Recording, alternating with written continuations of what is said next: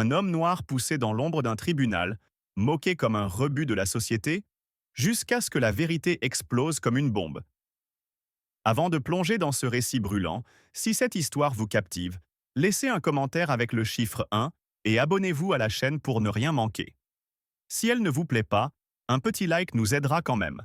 Et surtout, restez jusqu'à la fin. Un rebondissement choquant vous attend. Une révélation qui vous fera remettre en question tout ce que vous croyez savoir. Partagez vos réactions en commentaire pour rejoindre la discussion. Dans une salle d'audience à Lyon, l'air est lourd, saturé d'une arrogance suffocante.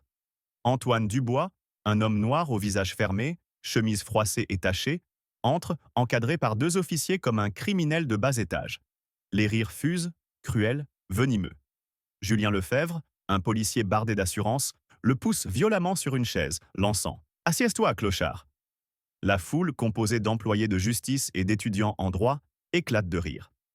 Claire Moreau, une stagiaire, filme la scène, ajoutant un filtre clownesque sur Snapchat avec la légende « Le spectacle du jour, un va-nu-pieds en procès ». Un greffier glisse un gobelet vide sous la chaise d'Antoine, sifflant « Ramasse, c'est ta place !» L'indignation bouillonne. Comment ose-t-il humilier un homme sans défense, le réduire à un objet de risée? Mais Antoine reste immobile. Son silence est une lame aiguisée, défiant leur moquerie. Dans un coin, une vieille horloge égrène les secondes, comme un compte à rebours avant l'explosion. Un détail inattendu attise l'attention. Sur le col de sa chemise, une tache rouge, du sang, scintille sous la lumière, suggérant un passé violent que nul n'ose imaginer. Cette injustice crie vengeance, et la vérité, tapie dans l'ombre, s'apprête à frapper. La rage monte. Jusqu'où ira cette mascarade avant que la justice ne reprenne ses droits?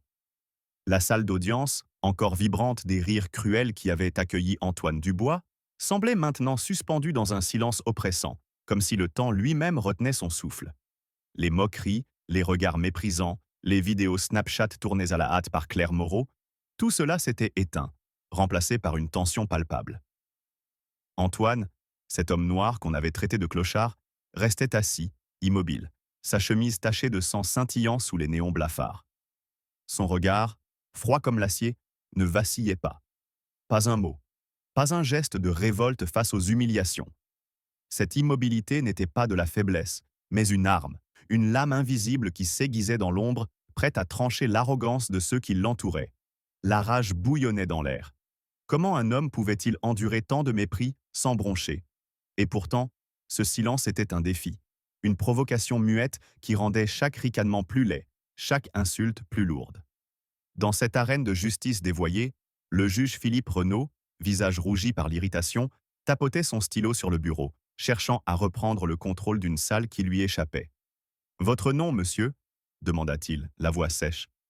Pas de réponse. Le greffier, une femme aux lunettes épaisses, consulta le dossier et murmura, confuse. « Aucun nom, aucune adresse, rien. » Un murmure moqueur parcourut la foule. Julien Lefebvre, l'officier qui avait poussé Antoine sur sa chaise, ricana. « Un fantôme, hein?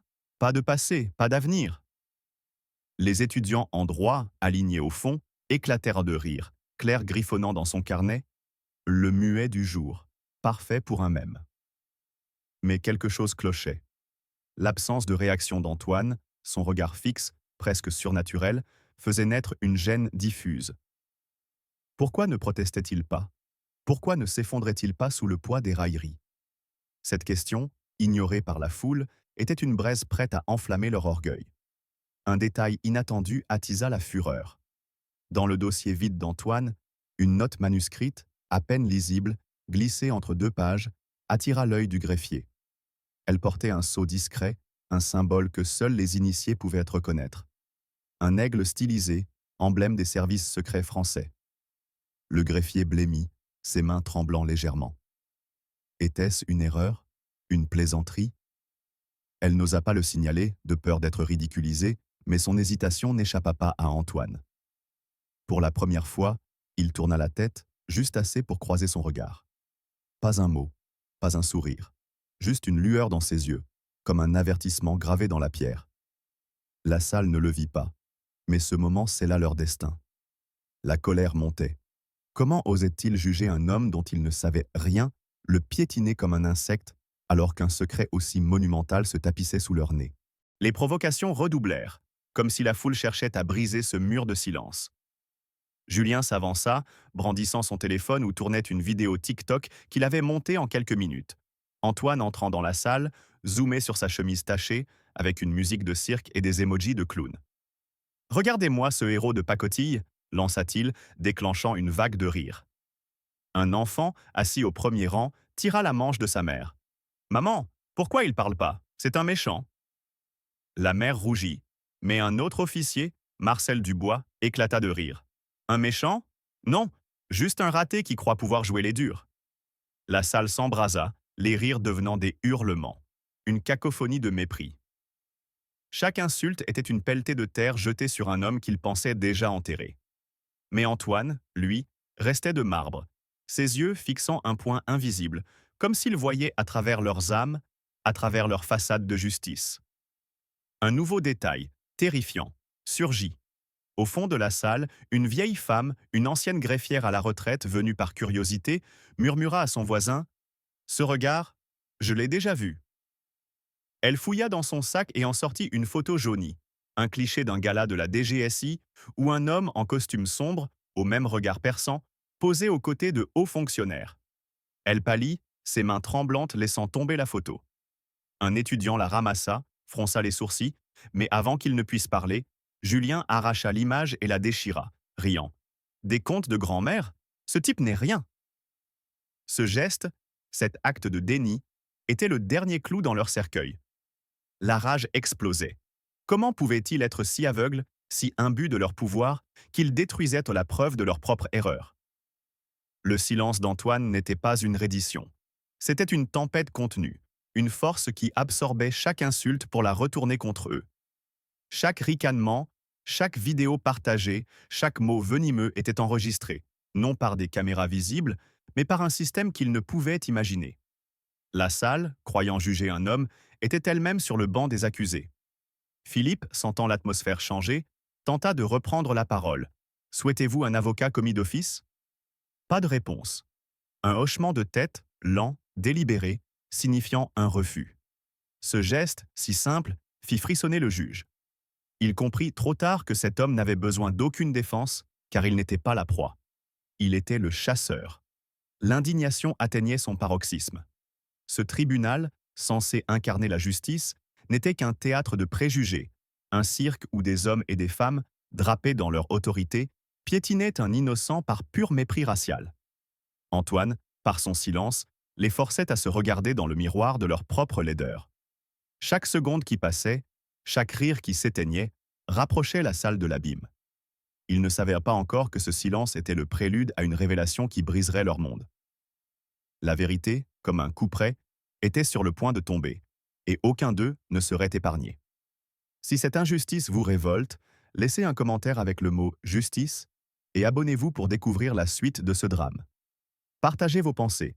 Qu'auriez-vous fait face à tant de mépris? Et ne manquez pas la prochaine partie où un secret explosif changera tout. Cliquez sur la cloche pour être alerté, car ce n'est que le début d'une tempête qui emportera tout sur son passage. La tension dans la salle d'audience à Lyon était devenue une corde tendue à se rompre, chaque silence d'Antoine Dubois amplifiant l'écho des rires cruels qui s'éteignaient peu à peu. Les moqueries de Julien Lefebvre, les vidéos Snapchat de Claire Moreau, les murmures méprisants du juge Philippe Renaud, tout semblait suspendu, comme si la salle pressentait une catastrophe imminente.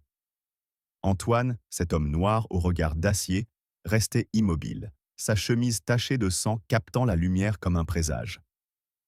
Son refus de répondre, son hochement de tête glacial face à l'offre d'un avocat, avait semé un doute insidieux. Mais l'arrogance de la foule, aveuglée par ses préjugés, refusait de voir la tempête qui s'annonçait. L'indignation grondait. Comment une salle entière pouvait-elle s'acharner sur un homme sans défense, ignorant les indices, la note au sceau de la DGSI, la photo jaunie, qui hurlait une vérité qu'il n'était pas prêt à affronter? Soudain, un craquement sec brisa le silence. Julien, l'officier au sourire narquois, s'avança vers Antoine, main posée sur son épaule, prêt à le forcer à se lever. « Debout, le muet! On n'a pas toute la journée !» cracha-t-il, sa voix résonnant comme un fouet. La foule retint son souffle. certains riant encore, d'autres fronçant les sourcils, sentant l'atmosphère basculer. Antoine ne bougea pas. Lentement, avec une précision presque théâtrale, il ouvrit le vieux porte-document en cuir à ses pieds. Un frisson parcourut la salle. De l'intérieur, il tira un objet métallique brillant sous les néons. Un insigne, orné d'un aigle, et gravé des mots. Antoine Dubois, directeur général, Direction générale de la sécurité intérieure. Le silence qui suivit fut assourdissant, comme si l'air lui-même avait été aspiré hors de la pièce. Julien recula, trébuchant, son visage blêmissant. Claire lâcha son téléphone, l'écran s'éteignant sur son dernier mème. Philippe, le juge, s'agrippa à son bureau, ses lèvres tremblantes. L'indignation explosait. Comment avait-il osé humilier l'homme le plus puissant de la sécurité française, le traitant comme un criminel de bas étage? Un détail nouveau, glaçant, surgit.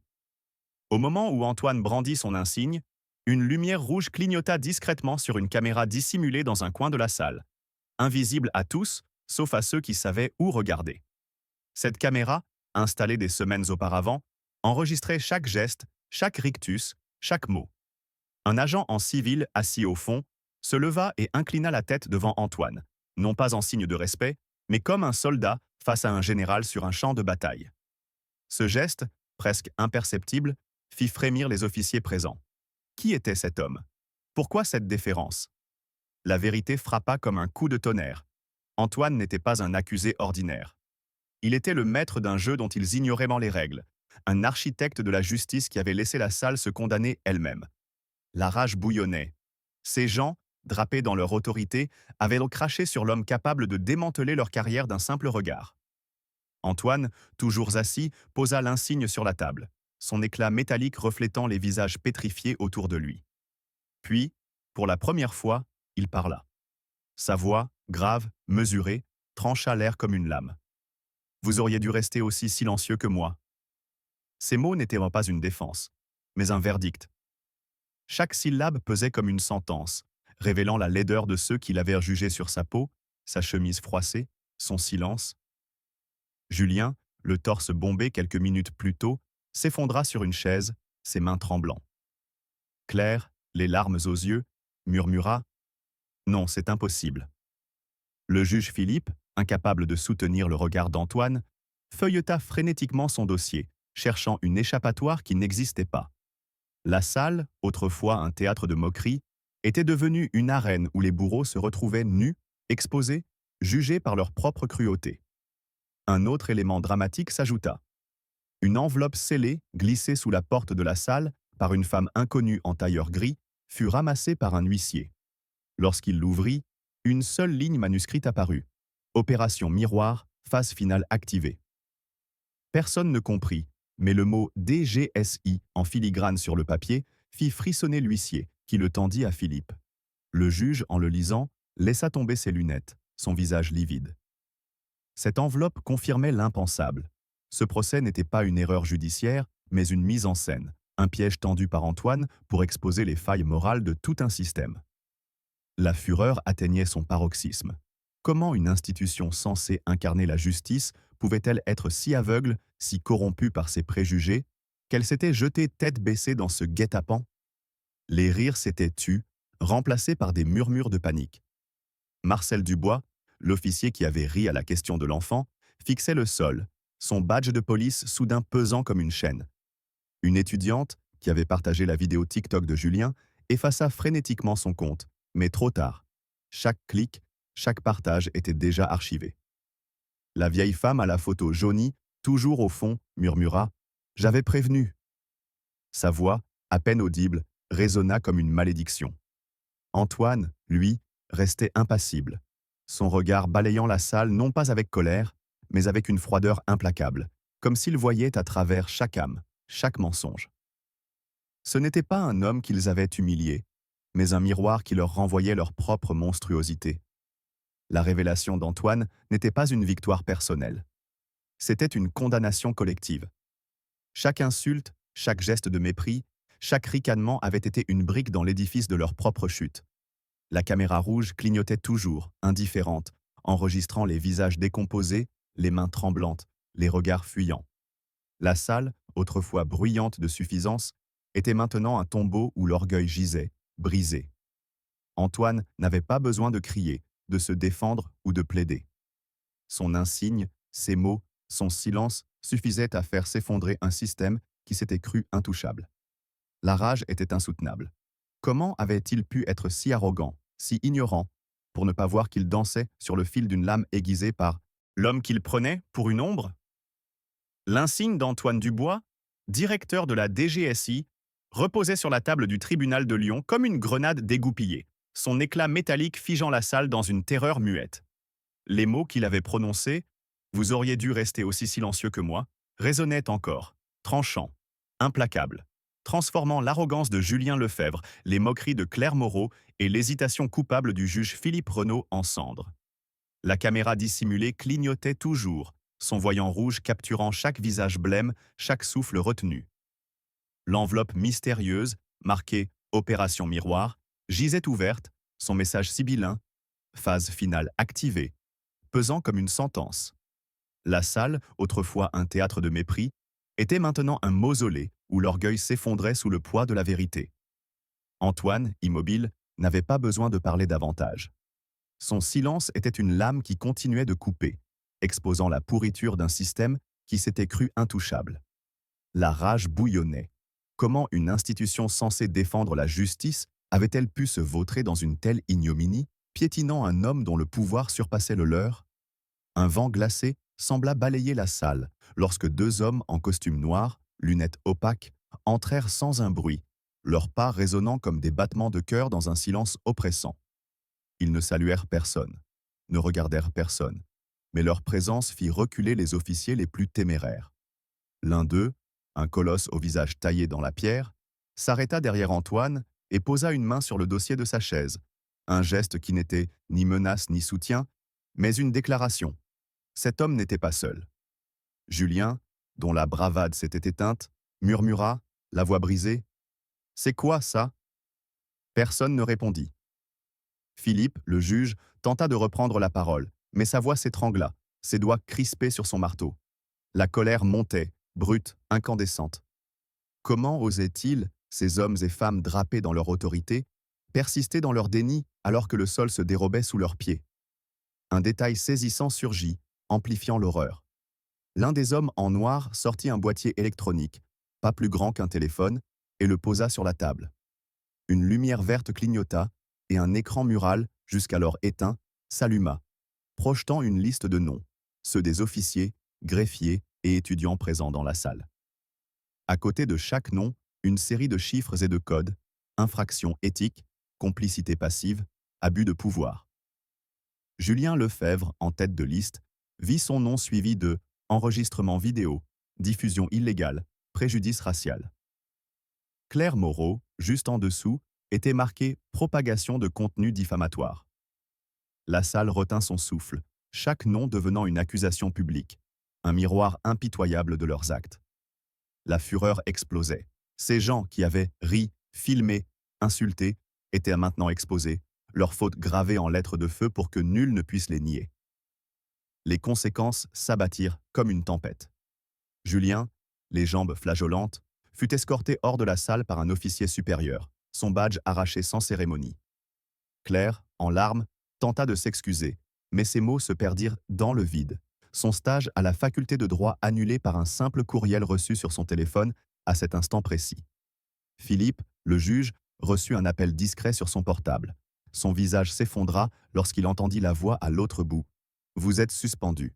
Rapportez-vous à Paris demain. » Les étudiants, qui avaient à partager les vidéos TikTok, virent leurs comptes de réseaux sociaux bloqués en temps réel, une notification les informant d'une enquête pour incitation à la haine. La rage était insoutenable.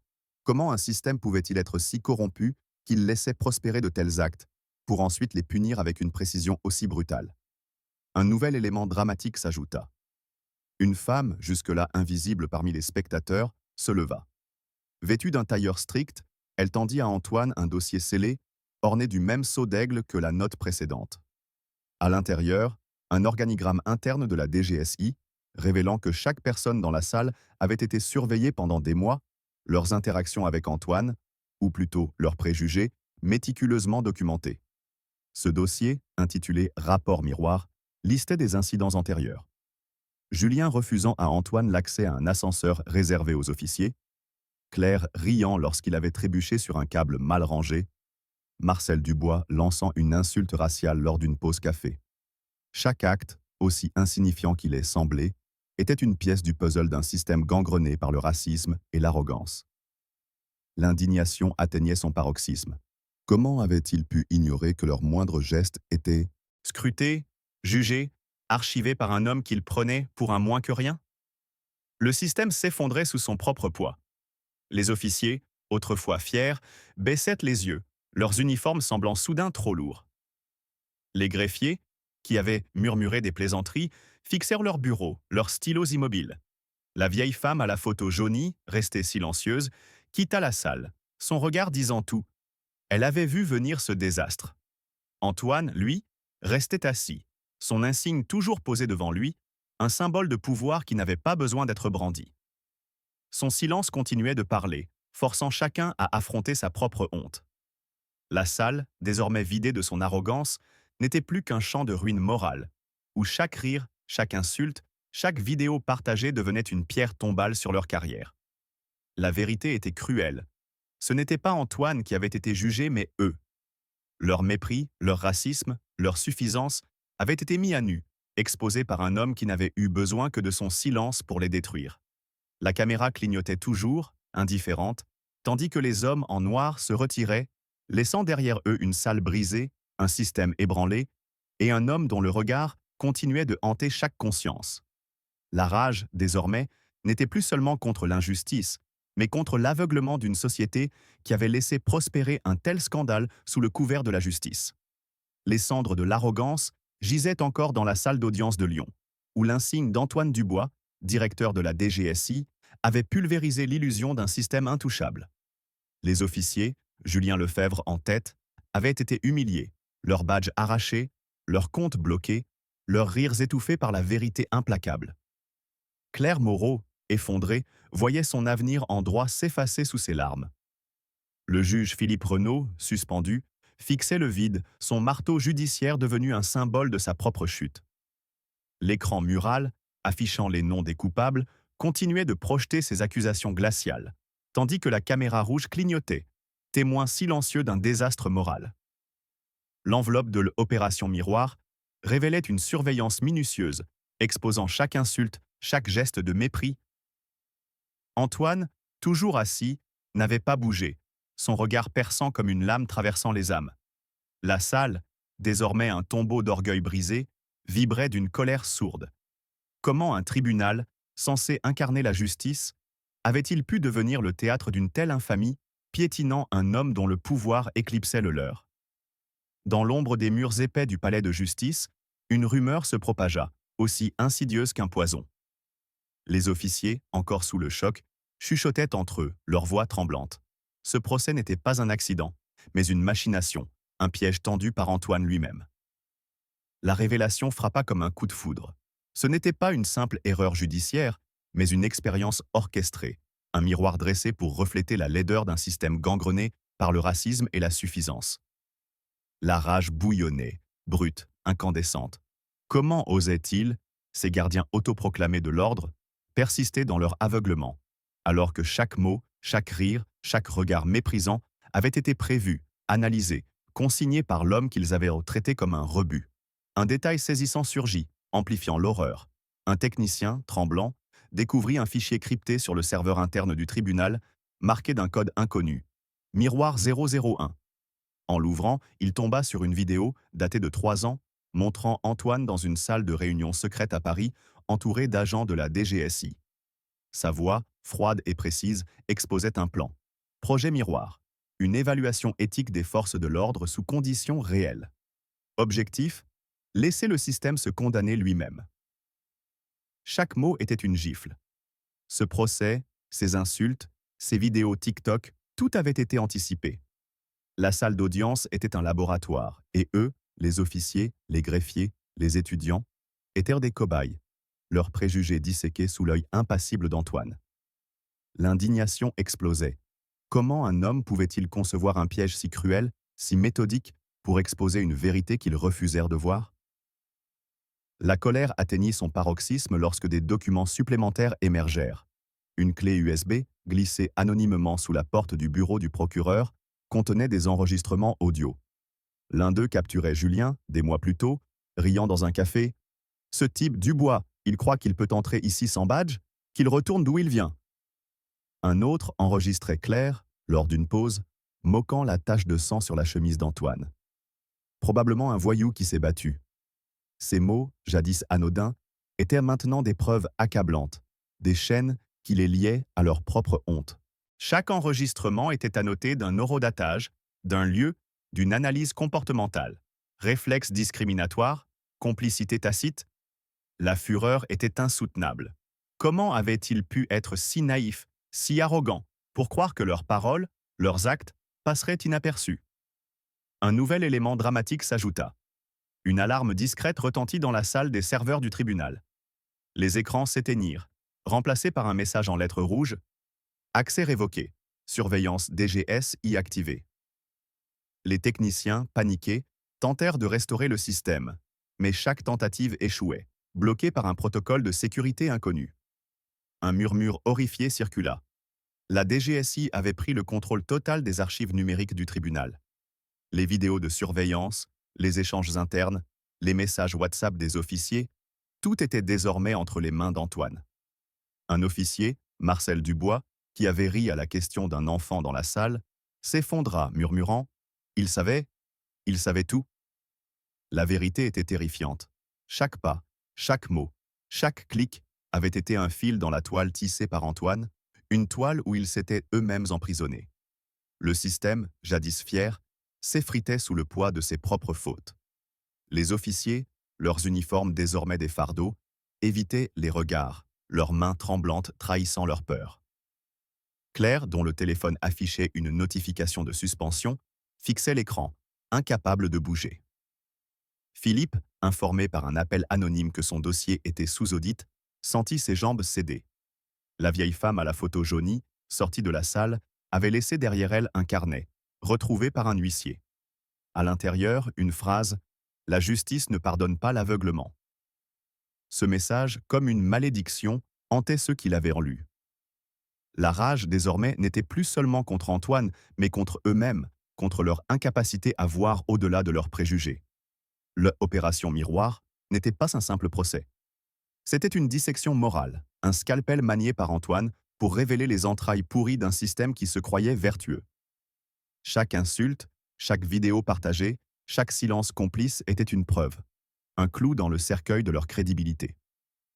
Antoine, par son silence, avait forcé la salle à se regarder dans le miroir, et ce qu'ils y voyaient était monstrueux. La caméra rouge, toujours active, semblait juger, indifférente aux excuses, aux regrets tardifs. Le tribunal, censé être un bastion de justice, n'était plus qu'un champ de ruines, où l'orgueil s'était effondré, laissant place à une honte ineffaçable. La vérité, nue et cruelle, était que ce n'était pas Antoine qui avait été piégé, mais eux, pris dans une expérience dont ils n'avaient jamais soupçonné l'existence. Les échos des révélations d'Antoine Dubois, directeur de la DGSI, continuaient de hanter le tribunal de Lyon, où le projet Miroir avait réduit en cendres l'arrogance de Julien Lefebvre, Claire Moreau, Marcel Dubois et du juge Philippe Renaud. Les enregistrements audio, les graphiques accusateurs et le contrôle des serveurs par la DGSI avaient exposé un système rongé par le racisme et la suffisance. La salle, jadis un théâtre de moquerie, était désormais un tombeau moral, où le silence d'Antoine pesait comme un verdict. La rage grondait. Comment une institution, censée incarner la justice, avait-elle pu s'effondrer si misérablement sous le regard d'un homme qu'elle avait méprisé? Sous les néons blafards du palais de justice, une vague de panique déferla. Les médias, agglutinés dehors, propagèrent l'incendie. Le hashtag #miroir brisé envahissait les réseaux, relayant les vidéos TikTok de Claire et les insultes de Julien. Mais l'onde de choc du projet Miroir dépassait Lyon, ébranlant la France entière. La fureur explosait. Comment une nation, fière de ses valeurs, avait-elle pu tolérer une telle infamie? Un détail saisissant attisa l'horreur. Un graffiti apparut sur un mur du tribunal, peint dans la nuit, représentant un miroir brisé avec l'inscription Dubois voit tout. Ce symbole, anonyme, terrifia les officiers, suggérant que l'influence d'Antoine s'étendait bien au-delà des murs. L'impact fut immédiat. À Paris, l'Assemblée nationale exigea des réformes judiciaires. Le maire de Lyon, submergé par la honte, démissionna sous les huées. Les sponsors privés coupèrent leurs fonds à la police, effaçant leur logo. Les écoles de droit intégrèrent le procès dans leurs cours, projetant la phrase d'Antoine « Vous auriez dû rester aussi silencieux que moi », comme un avertissement. À l'Académie de la Sécurité nationale, les cadets, muets, étudièrent son insigne scintillant, leur rêve d'uniforme terni par la vérité. Un médaillon commémoratif, gravé d'un miroir, fut distribué aux agents, rappelant que la justice reflète mais ne pardonne pas. La colère était insoutenable. Comment une société avait-elle pu laisser prospérer une telle corruption morale? Antoine, invisible, n'avait pas besoin de parler. Son silence força la France à se confronter à ses préjugés. Chaque institution, chaque individu, désormais face à son propre reflet. La nation, humiliée, entamait une révolution morale, mais à quel prix? Si cette injustice vous révolte, commentez Mirror et abonnez-vous. Partagez votre indignation. Que changeriez-vous dans ce système? La suite dévoilera un secret explosif sur Antoine. Ne manquez pas ça. L'onde de choc du projet Miroir déferlait sur Lyon, laissant le tribunal en ruine morale, où les rires cruels de Julien Lefebvre, Claire Moreau et Marcel Dubois s'étaient éteints sous le poids de la vérité révélée par Antoine Dubois, directeur de la DGSI.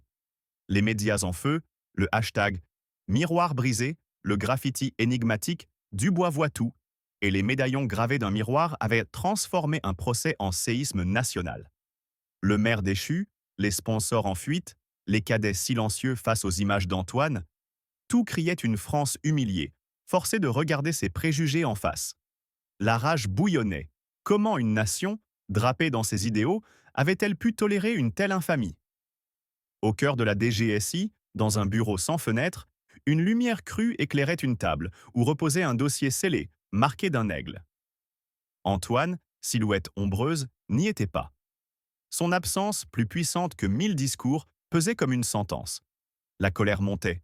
Comment osait-il, cet homme, orchestrer un piège si impitoyable, exposant la France à sa propre honte? Un détail glaçant surgit.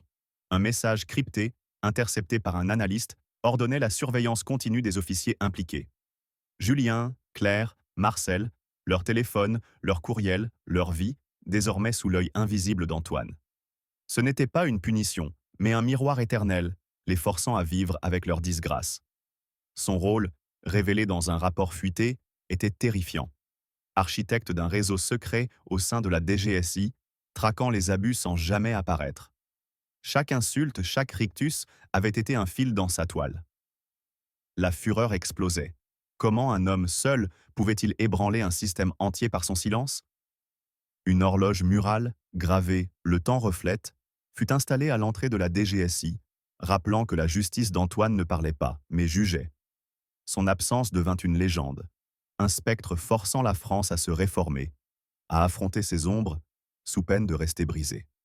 L'absence d'Antoine Dubois, directeur de la DGSI, pesait sur la France comme une ombre vengeresse, son projet miroir ayant fracassé les illusions d'un système corrompu. Le tribunal de Lyon, jadis théâtre de rires racistes, n'était plus qu'un écho de honte, où Julien Lefebvre, Claire Moreau et Marcel Dubois portèrent leurs fautes comme des chaînes.